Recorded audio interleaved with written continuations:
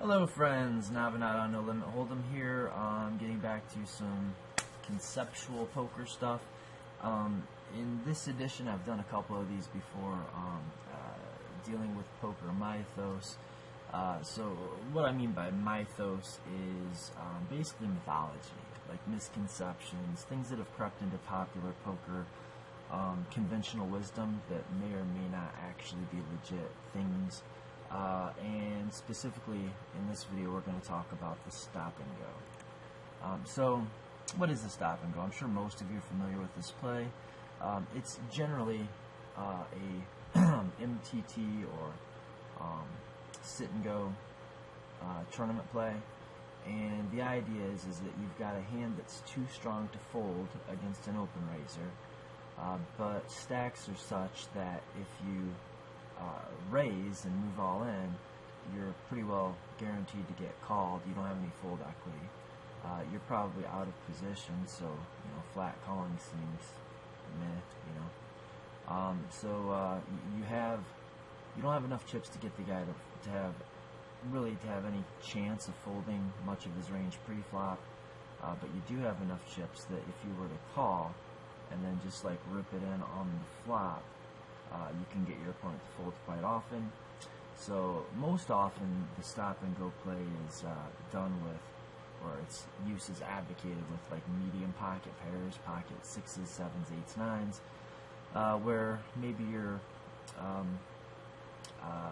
15, 16, 1700 chips deep, facing something like a 600 chip open, where if you move all in pre-flop, your opponent's going to just get a really good price to call, and he's going to call most of the time, and then most of the time you're going to be in a coin flip. Now you're going to have a little bit of extra incentive because you'll have some dead money often with any limpers, antes, blinds that are in the pot. So even though it'll be a coin flip, and a lot of the times with your medium pocket pair you'll be a small favorite against the range that calls you, which will mostly be two overcards, and then some pairs under and some pairs over, but usually it's going to be something like 52% against the range you expect to get called by. So it's a profitable shove pre-flop. It's not a good fold for that very reason, but at the same time it's a very high variance.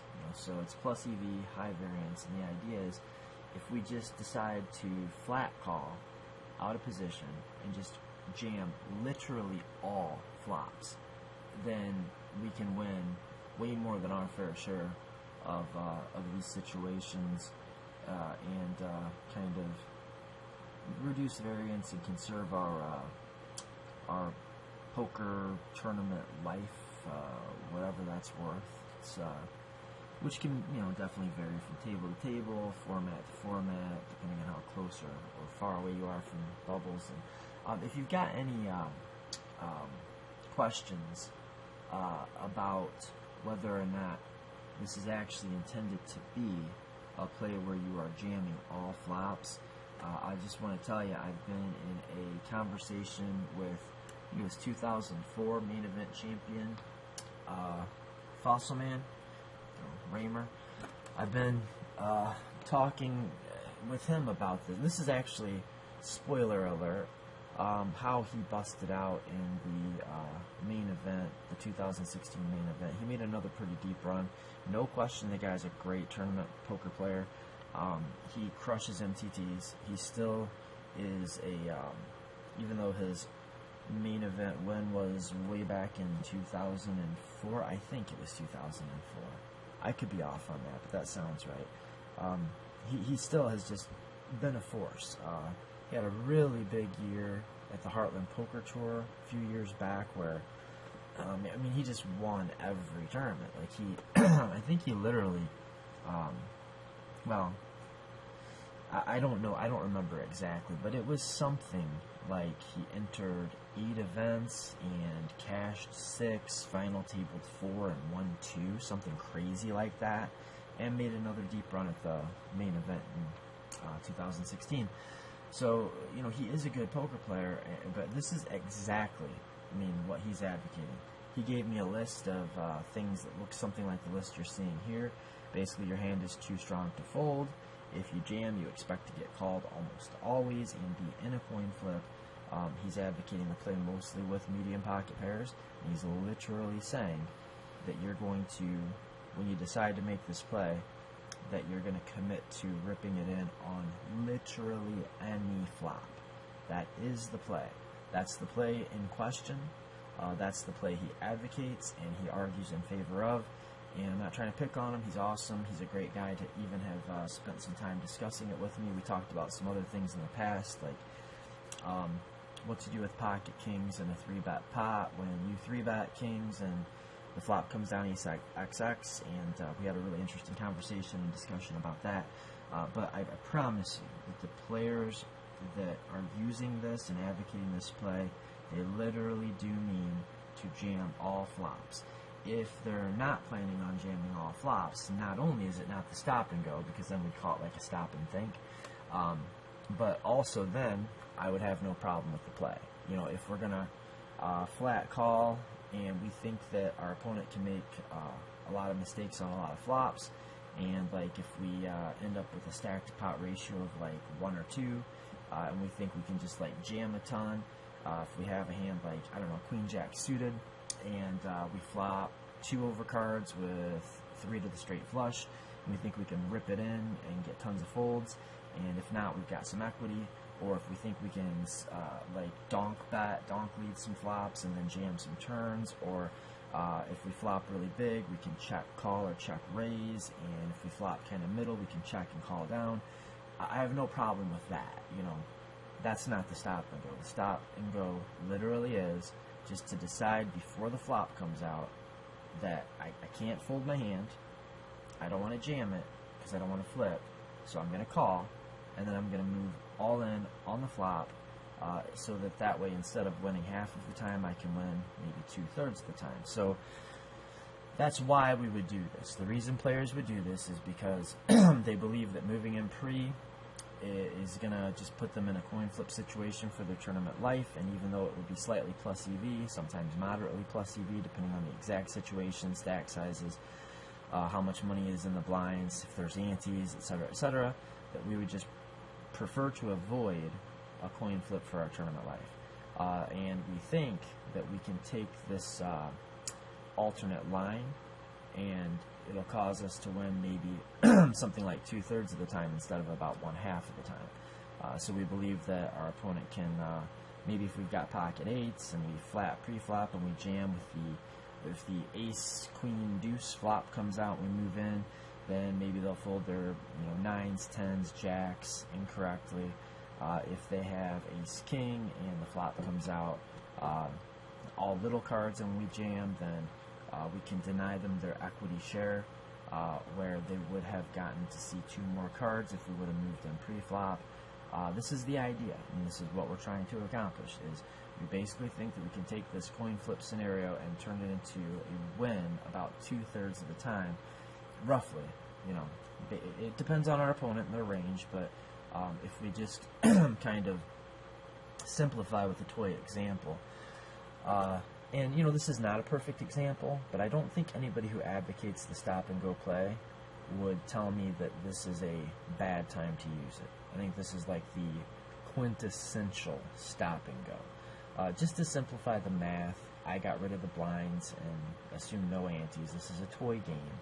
Let's just assume we're playing no limit hold'em with no blinds, no antes, and that's just for the math. I mean, you could add blinds and antes to create a situation where we would even play pocket 7s, or whatever situation you want to kind of dream up to get the numbers to where they're here. I'm sure you would not disagree that we could tweak them and get to a spot where it is mathematically, if not identical to this, pretty damn close. So let's say the villain opens to 500 chips, we have 1,500 chips, doesn't really matter what they have if they cover us, and we hold pocket 7s. So if we jam pre-flop, our opponent, and let's say we're in the big blind, so we're closing the action. So there's just one opener, He opens to 500 and gets through to us in the big blind, and we flat. And I mean, it's fine to say we're the big blind, and you know, the big blind's, I don't know, 125 or 150 or whatever, 200, and this is the situation. So we have 1500. So most players, I think, would just jam here, depending on the open razor. But this stop and go is what you know, guys that are maybe kind of from a little bit older school would do, maybe if not as a default, definitely as part of their arsenal. So the idea is, if we jam pre-flop, villain's getting 2-1 on a call, because there'd be his 500, our 500 for the call. There's 1,000. We'd have 1,000 left for the raise. So there'd be a 2,000 chip pot, and he'd have to call 1,000 chips, so he'd get 2-1 on a call. And he's not going to fold anything, probably. Maybe nothing, maybe almost nothing. So we're going to be in a coin flip the majority of the time. Sometimes they'll have a smaller pair, but sometimes they'll have a bigger pair. And if with pocket sevens, you know, we're going to run into a bigger pair a little bit more often than we're going to run into a smaller pair, but we are also actually going to be a little bit better than a coin flip when we do run into overcards. So if you average all that out, I think that our opponent's range when he calls our jam is going to be a flip. You know? So if we call just flat pre-flop, and we jam all flops, then we expect villain to fold around 2/3 of the time. Again, if he's got like pocket 6s, pocket 8s, pocket 9s, pocket 10s, and the ace comes out, he may well just release it. Or if the flop is like king, queen, 9, and he has pocket 8s, then, you know, we get him to make a mistake there. If it's 9, 5, deuce, and he's got ace, king, he folds there. Most of his range, though, is going to be overcards, just because it's you're 16-1 against being dealt a pocket pair.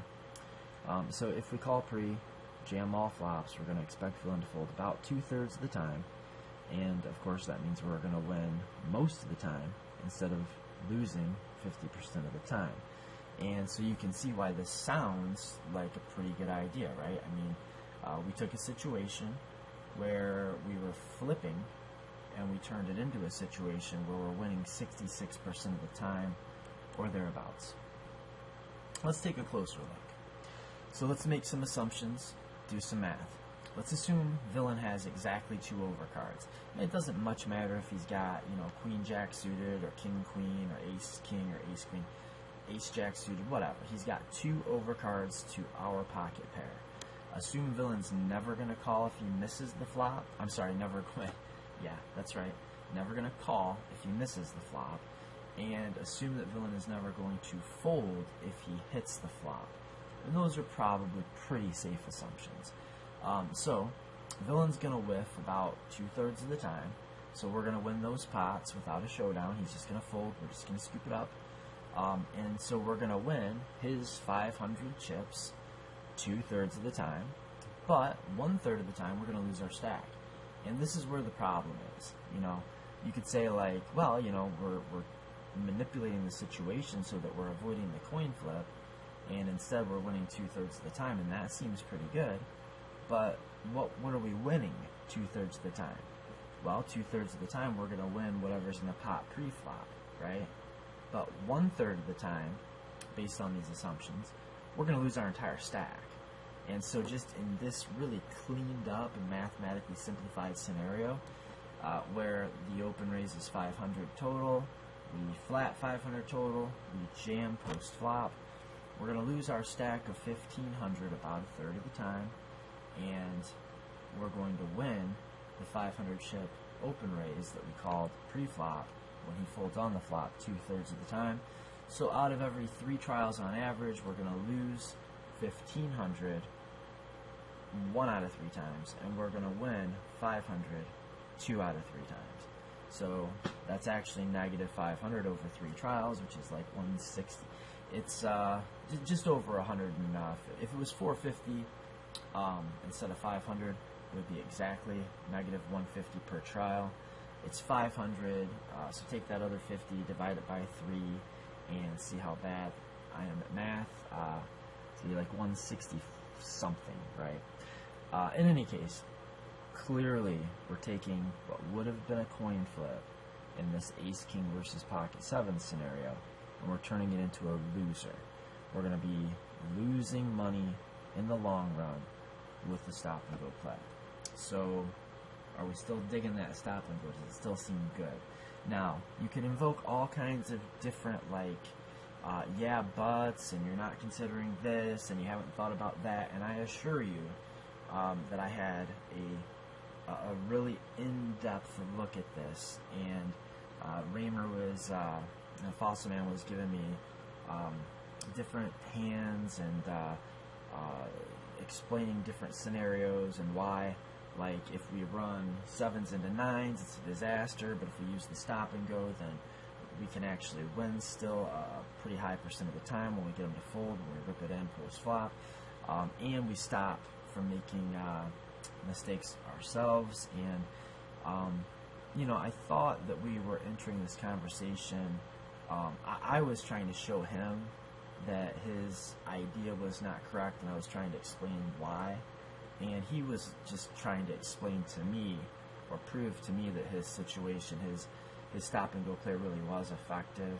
And we were kind of talking past each other at some point, and we just sort of changed the subject and got onto like a different, more friendly topic. And you know, I actually regret the entire exchange. I feel like I could have been picking his brain, and I got some advice from him, but most of the time we spent talking about the stop and go was just him trying to prove to me that it was great, and me trying to explain to him that fundamentally it cannot be. And that's what I'm going to try to explain to you. The real problem, okay? So what the players that are advocating this play are missing, I think, mainly, is they're kind of looking at it like anything they can do to take their win percent from 50 to 66 is automatically going to be pretty good. They're making the kind of classic mistake, and whether that's just not thinking it out right, or thinking about it correctly, I didn't mean outright, but like thinking it out correctly, or whether it is just putting too high of an import on their tournament life. Maybe that's kind of part of it. It sounded like Fossilman maybe just expected his opponents to make more mistakes on the flop than I thought was likely. But I think really a lot of the advocates of the stop and go play are just making that classic mistake of believing that winning poker means winning pots. And it's not. It's about maximizing your long-term EV. So, yes, we're going to win more often. We're going to lose less often if we take this line. But we're going to lose more when we lose, and we're going to win less when we win. And it doesn't even come out to approximately even. We actually lose EV. So we're not trading, we're not doing some kind of like just break-even trade-off and trading some of, we're literally taking at least a 50-50 shot, and we're turning it into a losing play. It's not good. Now, yeah, you could come up with different examples, you could tweak different variables, and you can make some assumptions that could strengthen the arguments in favor of the stop and go. But I think we can just put all that aside, and we can totally put this to rest when we just look at fundamentally what's going on here. If we are deciding what we're going to do post-flop before we see the flop, that cannot help us, right? That it's fundamentally impossible that giving your opponent an informational advantage could help you, right? So deciding what you're going to do before the flop comes out, and then following through with it no matter what, and that really is the way that this play is advocated. It cannot be better. It cannot. It is impossible for it to be better than waiting until you see the flop and deciding based on the flop what the best line is with your hand, right? Impossible. So we don't have to look at all of this crap over here. We don't have to look at all these different situations and all these weigh this, pro, con, that. We just really have to know that fundamentally giving up an informational advantage cannot increase our EV. It cannot. And taking a hand to the flop on purpose when you're out of position cannot be of benefit to you. It cannot be. There could be some ICM situations where that's not exactly true, where the first in vigorish is actually so important because of the payout structure and bubble pressure and ICM considerations, that maybe, I guess, like maybe if you're like in a satellite where you're, I don't know, like first and second and third are all exactly the same and there's 4 players left, and I mean it's just really super important that you chip up a little bit and survive as well as you can. I mean, maybe you could design just the perfect scenario for it, but I would still go back to number 1 here and say that deciding what to do, what you're going to do after the flop comes out before you see the flop, cannot be better than deciding after you see the flop. Impossible, right? Taking a hand to the flop on purpose when you're out of position, I don't think that it's very rarely going to be even close to beneficial, and most of the time it's going to be pretty bad. Okay, it's not going to be good ever. I could see where it could be like break even or about the same or approximately equal to, but I mean you'd really have to dream up quite the unusual situation to convince me that your EV is going to increase by taking a flop out of position, as opposed to playing the hand as profitably as you can pre-flop. I mean, if both situations are going to be approximately even, if you've got like if you've got a pre-flop shove that is plus EV and you're out of position, going to the flop on purpose out of position, it's just, I don't know. I'd have to see the situation, but so far, I can't think of anything that's going to just make that really great. And the biggest thing, or one of the biggest things, is letting your opponent see the flop before he decides whether he wants to commit a stack or not is crazy. That's absurd. It's insane. That's insane. So, whatever our opponent's holding is, instead of going all in pre-flop, where we know it's a plus EV spot, we are going to just call. We're going to jam pretty much in the dark, but we're going to allow our opponent to see 3/5 of the flop before he decides what he wants to do. So we're making our decision without knowing what those first 3 out of 5 cards are, but we're going to allow our opponent to see those 3 out of 5 cards before he decides whether he wants to stick the last like 2/3 of his stack in. There's no way that's a good idea, right? That's crazy. That's absurd. And really, what's going to happen in practice, see, you're going to be trying to avoid a coin flip situation by taking this hand post-flop out of position, and you can't gain an edge by doing that. I really don't think you can gain an edge doing that. Definitely in this scenario where we're just going to jam all flops no matter what, but we're going to allow our opponent to see the flop first before he decides what he wants to do with his money, we're going to allow our opponent to play perfectly against us very often. If we've got pocket 10s, pocket 9s, pocket 8s, and our opponent has ace-king, and, I mean, if the flop comes out like where we flop a set and it's all small cards, or it comes out like 7, 8, 9 and we've got pocket 8s, or whatever the case, he's not going to make a lot of mistakes against us with his ace-king, right?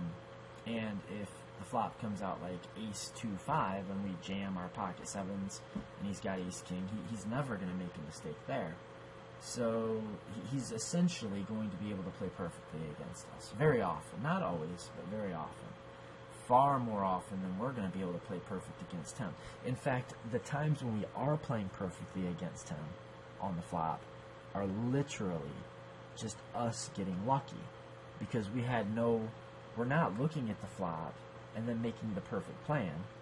We've already made our plan. So if our jam just happens to be the correct play, it's dumbass luck. We didn't do it. We didn't decide it. We didn't plan it. Our plan was to jam all flops, and that flop could have just as easily been bad as good. So It's, hopefully that's convincing. And then, far and away, what the most likely outcome is going to be, especially if you're using like pocket 7s, 8s, 9s, and your opponent has the overcards he will very often have, far and away, the most likely outcome is going to be that your opponent's going to call you exactly when you wish or would have done better having just folded pre-flop. Right? Like, if the flop does come out King 9-5 and he's got Ace King and you rip it in and you have pocket 6s or whatever, and he calls, then you would very much like to just take all of your money back, and you'd wish you could just go back in time and fold the hand pre-flop, right? So when your opponent does continue, most of the time you're going to wish that you had folded pre-flop. You will definitely would have done better folding pre-flop when he calls you on the flop. And when you jam post-flop and your opponent has missed the flop entirely and is able to get away from his hand, now you wish you could go back in time and just rip it all in pre-flop, because he's already missed 3 out of 5 of his post-flop cards. So if he's got Ace King and he's able to correctly fold it on the flop, then now you wish you would have moved all in pre-flop and he would have called you, and now he's got 2 cards to come and you're a big monster favorite. So playing this way, when you take this line, what's very, very, very often going to happen is your opponent's going to play perfectly against you, and you're going to get him to put money in exactly when you don't want him to, and he's going to fold whenever you would like him to put the money in. Of course, you can come up with examples that are counter-arguments and whatnot, but far and away, this is the most likely outcome. You cannot... None of these things can create a positive expectation. Taking a flop out of position on purpose. Making a decision of what to do on the flop before you see the flop.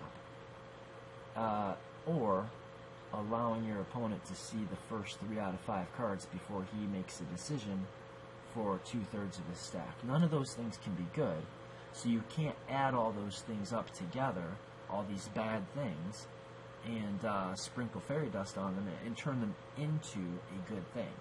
It doesn't matter how many negative EV things you add together, you'll never come up with a positive, so I think I have made a case.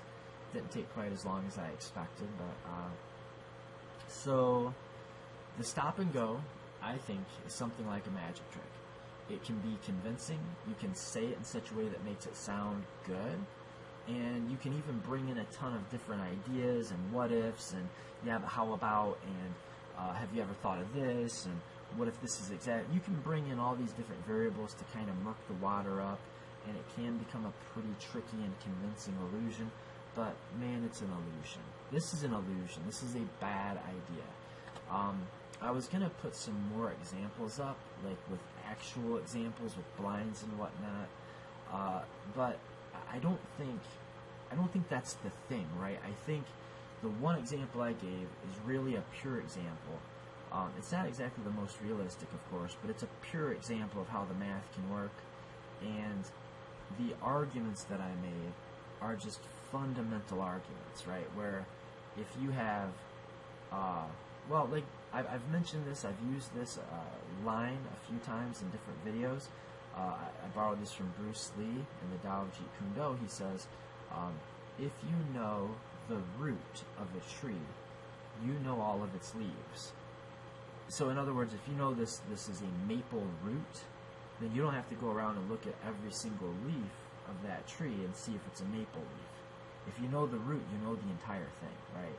So fundamentally, if you know that all of the things that you're doing that are separate from or different than shipping it pre-flop, if each one of those is going to lower your expectation, if each one of those things is going to give you a disadvantage, you can't add up all these disadvantages and then come up with a plus EV circumstance. So once you know the fundamentals, and I think I argued this pretty well fundamentally, you don't need to go counting leaves, okay? every once in a while, maybe on this maple tree, there's a mutant leaf, and it actually looks very much like the leaf of an oak tree, and you could call it an oak leaf, but if you want. But really, this is a bad play. The thought process is terrible, especially when you're using like pocket pairs, low pocket or middle pocket pairs.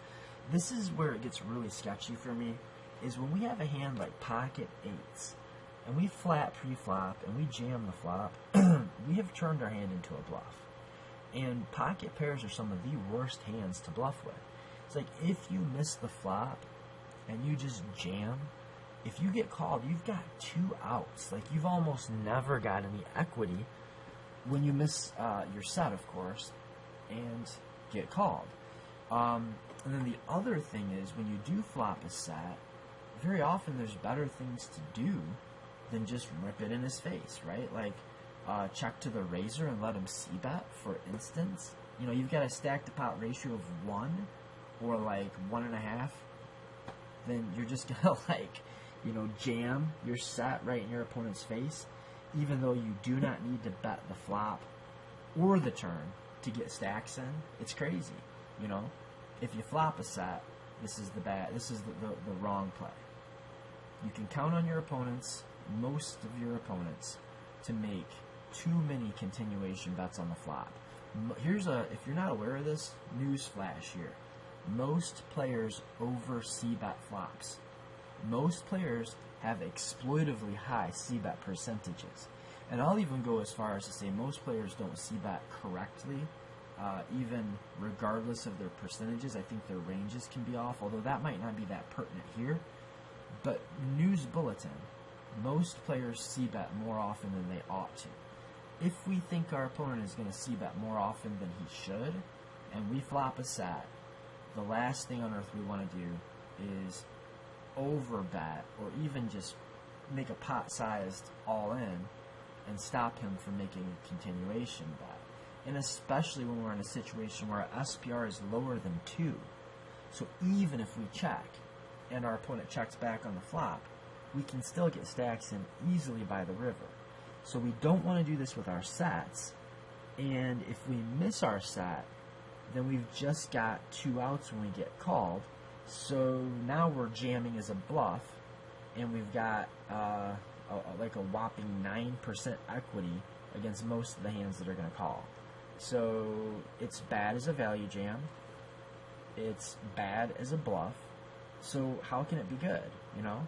Like, basically this. Fundamentally, you cannot gain an edge by giving your opponent additional information, and you cannot gain an edge by intentionally going post-flop out of position. That last part, alright, I'll even allow for the possibility that there could be some spots where that's not exactly true. But fundamentally, we cannot get an edge by making our decision without seeing the flop and allowing our opponent to see the flop before they make their decision. Also, if you just think about what's going to happen when you auto-jam all flops with every hand that's in your flat calling range, it's just very rarely going to be the right play. It's like, very often the correct play is going to be to check call down. Some of the time the right play is going to be to check jam. Sometimes the right play is going to be to check fold. And sometimes the right play could be to donk jam. But there's another thing I wish I'd added to this video that I didn't. Also, fundamentally, you can't gain an edge by intentionally limiting your own options. No way. Like, it's never advantageous in a, theoretically, it's never. I mean, there could be some psychological reasons or some really, really hard exploitative reasons where it could sometimes be actually good to check dark. Most of the time you're checking dark because you're showing off, right? I mean, you're like, look at me, I'm checking dark, or you've got some other exploitative reason. Really, that's, you know, if you see somebody checking dark, very often, if you're playing live, like at a casino, a 2-5 game, or even a 1-2, especially a 1-2 game, if you see a guy say, I check in the dark, that's just him saying, I'm good at poker, or he's bragging and saying, I know what it means to check in the dark. Sometimes he's just saying, well, I don't want my opponent to think I'm weak if I check, so I'm checking dark. Usually in that situation, you're going to check to the razor anyway, so it doesn't matter that much.